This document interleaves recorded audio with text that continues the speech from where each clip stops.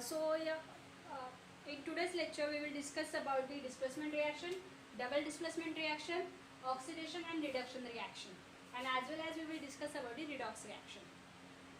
In the last lecture we saw the oxidation reaction, combination reaction and decomposition reaction, what is chemical reaction and how to balance the equation. In the today's lecture also we will see the balancing a chemical equation. But first we will start with the displacement reaction. What is displacement reaction? Displacement reaction is a simple, like when one element is replaced to another element, where one element displaces the another element. Like most reactive metal reacts the less reactive element. इसमें जो है एक reactivity series होती है. हम पहले first see the reactivity series.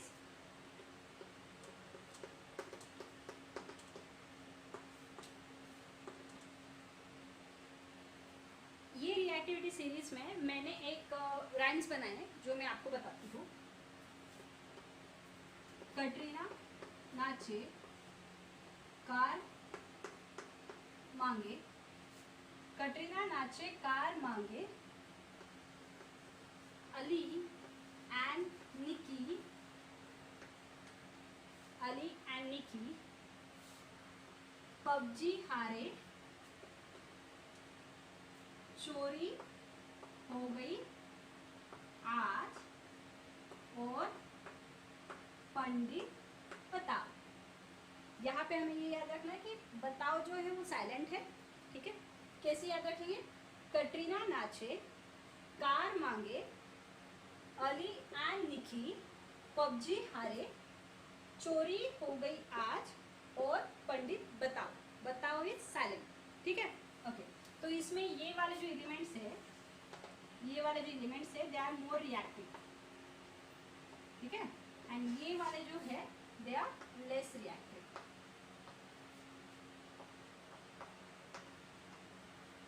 Getting my point? Okay. Which means 2HCl plus Zn will give ZnCl2 plus H2. Get it? Okay. 2HCl plus zinc will give ZnCl2 plus H2. Okay. यहाँ पे हुआ क्या है? Hydrogen displaces the Zn. Zn displaces the hydrogen, not hydrogen displaces the Zn. Zinc displaces the hydrogen. More reactive element है या more reactive metal है, वो less reactive element को या लेस रिएक्टिव मेटल को रिप्लेस करता है. इसमें और एक टाइप होता है, that is double displacement reaction. Displacement reaction में होता क्या है? जैसे व्हेन आई से barium chloride reacts with sodium sulphate, will give barium sulfate plus 2 NaCl.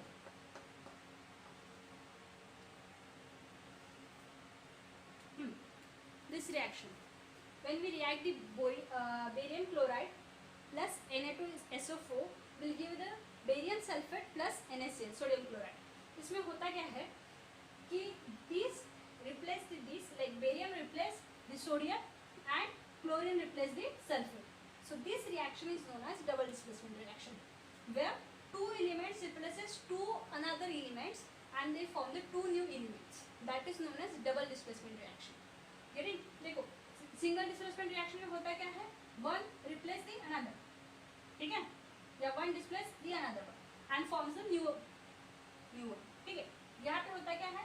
One replace the another one and another one, the second one is also replace the second one and they form the two new elements, the two new compounds. That is known as double displacement reaction. ठीक है, यहाँ पे barium sulphate का इसमें precipitate form होता है and NaCl जो होता है वो सॉल्यूशन में form. Getting my point? Okay. So this reaction is known as double displacement reaction. Now we will see the oxidation reaction and reduction reaction. अभी बहुत सारे स्टूडेंट को एक कंफ्यूजन होता है कि what is oxidation reaction. Now मैंने बहुत सारे स्टूडेंट्स ऐसे देखे हैं कि जिनको हमेशा what is oxidation reaction and what is reduction reaction, इसमें हमेशा एक कंफ्यूजन होता है. Like oxidation reaction,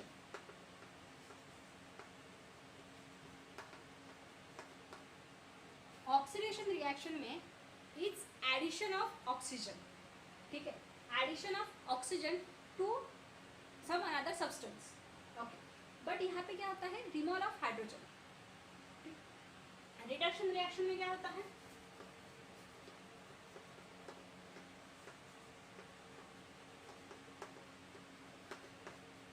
reduction reaction में क्या होता है, removal of oxygen from particular substance, ठीक है, और एडिशन ऑफ हाइड्रोजन। तो इसमें क्या होता है, बहुत बार स्टूडेंट कंफ्यूज हो जाते हैं कि एग्जैक्टली कहाँ पे एडिशन ऑफ ऑक्सीजन है और कहाँ पे रिमूवल ऑफ हाइड्रोजन है। तो आपको सिर्फ ये चीज़ याद रखनी है, oxidation reaction, oxidation, addition of oxygen, reduction reaction, removal of oxygen, ठीक है। तो यहाँ पे जाहिर सी बात है, अगर ऑक्सीजन का एडिशन होगा तो सिंपल सी बात है कि हाइड्रोजन का रिडक्शन होगा, और यहाँ पे अगर रिमूवल ऑफ ऑक्सीजन होगा तो सिंपल सी बात है कि हाइड्रोजन ऐड होगा, ओके। सो अभी यहाँ पे हम उस तरह से एग्जाम्पल्स देखेंगे कि what is oxidation reaction and what is, जैसे अभी ऑक्सीडेशन रिएक्शन में 2Cu + O2, ठीक है, will give 2Cu copper oxide, get it. तो यहाँ पे क्या हो रहा है, एडिशन ऑफ ऑक्सीजन। तो ये कौन सा रिएक्शन है, ऑक्सीडेशन। ये कौन सा रिएक्शन है, ऑक्सीडेशन। यहाँ पे क्या हो रहा है, यहाँ पे कॉपर ऑक्साइड है प्लस H2 है। यहाँ पे क्या हो रहा है, यहाँ पे what will be happen exactly, what will, that is Cu + H2, copper oxide plus hydrogen with copper and water, ठीक है। तो यहाँ पे क्या हो रहा है, रिमूवल ऑफ ऑक्सीजन। यहाँ पे ऑक्सीजन है, रिएक्टेंट साइड में ऑक्सीजन है, प्रोडक्ट साइड में ऑक्सीजन नहीं है, दैट मीन्स यहाँ पे क्या हो रहा है, रिमूवल ऑफ ऑक्सीजन। तो ये हो गया रिडक्शन रिएक्शन, ये क्या हो गया, रिडक्शन रिएक्शन, ये क्या हो गया, ऑक्सीडेशन रिएक्शन। और जहाँ पे ये दोनों चीजें कंबाइनली होती है, मतलब एक ही टाइम पे एक ही रिएक्शन में ऑक्सीडेशन भी होता है, दूसरी रिएक्शन में रिडक्शन भी होता है, this reaction is known as redox reaction. Getting my point, यहीं पे ऑक्सीडेशन हो रहा है, यहीं पे रिडक्शन हो रहा है, बट ये दो अलग अलग रिएक्शन। अगर मैं ये रिएक्शन एक साथ करूँ तो इसमें क्या होगा, ऑक्सीडेशन और रिडक्शन के इफेक्ट्स क्या क्या है। सबसे पहला जो इसका इफेक्ट है दैट इज करोजन। आपने बहुत बार ये सुना होगा, रस्टिंग ऑफ आयरन या करोजन ऑफ आयरन। तो बेसिकली उसमें होता क्या है, रस्टिंग ऑफ आयरन में when like any metal comes in a contact with the air or moisture, then it gets rusted, so that is known as corrosion, that is known as rusting. उसमें क्या होता है, what are the side effects of corrosion? The first is like the car bodies या bridges या metal things, they are getting damaged, so that is the first side effect of oxidation and reduction reaction. And then second is rancidity of food. Rancidity of food means what? This in a simple words like spoiling of food.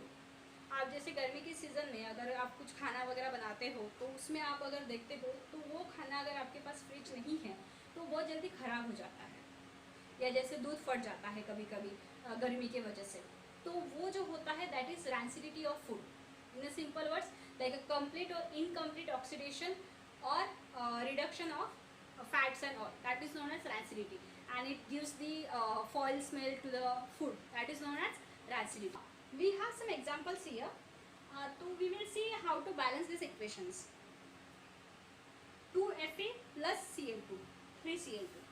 यहाँ पे ion molecules कितने हैं, 2 है, तो reactant side में अगर 2 ion molecules है तो यहाँ पे भी कितने होने चाहिए, 2, तो 2Fe, Cl2, क्लोरीन कितने हैं, 2 3 6, तो यहाँ पे भी कितने होने चाहिए, 6, तो ये हम कैसे लिखेंगे, Cl3 एंड ये यहाँ पे 2Fe Cl3, तो 3 2 6, ये 6 हुआ।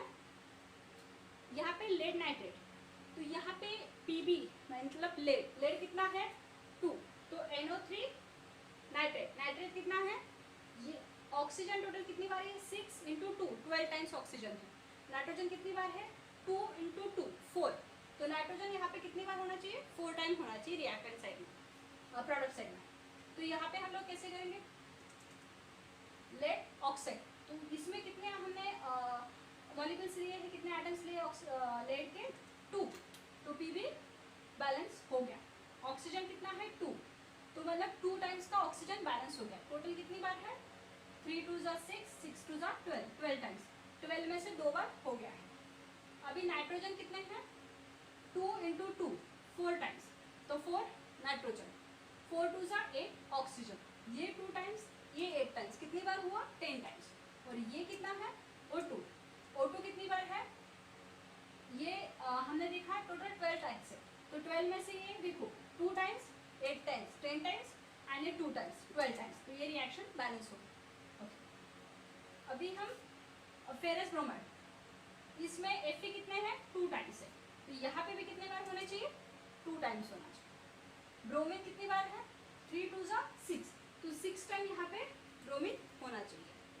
H2SO4, अभी ये कैसे है H2SO4 में 3 मॉलिक्यूल्स ऑफ H2SO4 है, तो हाइड्रोजन के कितने 3 2 ज़ा 6, तो 6 टाइम हाइड्रोजन है, तो यहाँ पे भी 6 टाइम हाइड्रोजन है।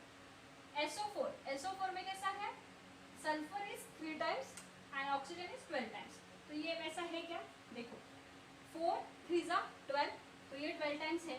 और ये कितना है SO4, ये कितना है सल्फर 3, तो 3 टाइम्स, ये पूरा ब्रैकेट का मतलब क्या हुआ कि सल्फर 3 टाइम्स है, तो ये यहाँ पे बैलेंस हुआ है। Then this is phosphorus pentachloride, जैसे मैंने आपको बताया था कि सल्फर और फॉस्फर जो होते हैं हमेशा उसकी बहुत वेरिएबल बैलेंसेस होने की वजह से बड़े अमाउंट में रिएक्ट होते हैं, तो जैसे वो एसिड था वैसे यहाँ पे पी जो होता है P5 फॉस्फरस पेंटाक्लोराइड या फॉस्फरस टेट्राक्लोराइड ऐसे फॉर्म में रिएक्ट होता है। तो इसमें हम कैसे करेंगे ये वाला फॉस्फर पेंटाक्लोराइड और प्लस 4 मॉलिक्यूल्स ऑफ H2O, यहाँ पे फॉस्फर कितने हैं 1 है, तो यहाँ पे कितना होना चाहिए 1 है। यहाँ पे हाइड्रोजन कितने 4 2 ज़ा 8, तो यहाँ पे कितने हैं देखो ये 3 प्लस ये 5, तो टोटल कितना हुआ 8 टाइम्स। यहाँ पे ऑक्सीजन कितने हैं 4 टाइम्स, तो यहाँ पे ऑक्सीजन कितने हैं 4 टाइम्स, तो H3PO4 hydrochloric acid and HCl, getting okay।